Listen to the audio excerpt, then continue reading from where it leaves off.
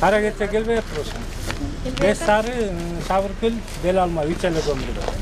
Күн суукта бараткандан улам көмүр издегендер арбын. Талас шаарында кара алтындын 3-4 түрү сатылууда. Жергиликтүүлөр алдына жараша ата мекендик жана Казакстандын көмүрүнөн алышууда. Алардын айтымында отундун баасы жылдагыдан кымбат. Кыргызстан көмүрүн алдык, нерден 9 сом 10 тиын деп алдык.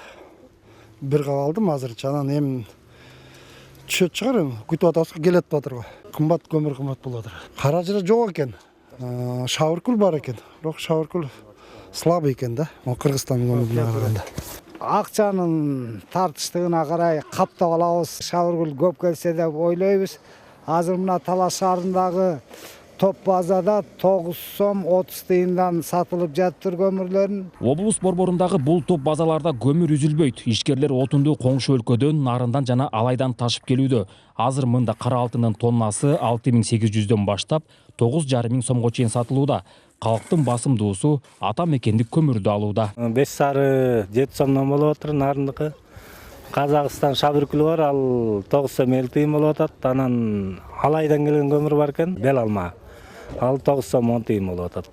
Ошол берде көмүрлөр азыр үч эле көмүр туру. Кыргызда ушундай да күн сууганда да албастайбыз. Элдин баары ошо азыр күн сууган сайын да албастап, күнүнө клиент жакшы келип атат. Көмүр Шабыркөл 9.30-дан болуп атат. Кара кече болсо 6.80-ден болуп атат. Беш сары келди 26 тонна, бирок шыр эле өтүп кетти. Буюрса жолдо кайра келатат. Шабыркөл көмүрү нак бар азыр. Ал эми Талас шаарындагы көп кабаттуу үйлөрдү жана мекемелерди жылытууга 6 откана иштеп жатат. Ишкана көмүр, мазут менен камсыздалган. Быйылкы сезонго 2114 тонна көмүр келмек. Кудай буйрса мынакей көмүрдү көрүп турасыңар, 2000 тонна көмүр уже келип калды. Биздин жылуулук эреже боюнча орточо температура 8 градустан ылдый төмөн болгондо мэрия тарабынан буйрук чыгат.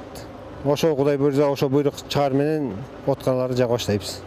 Кыштан чыгуу үчүн Талас облусу 66 000 тоннанын тегерегинде көмүр керек дейт.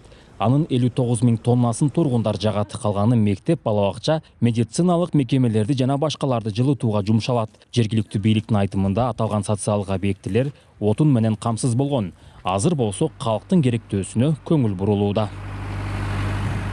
Нурсултан Курманбеков, Кайнар Ормонов, ЛТР, Талас облусу.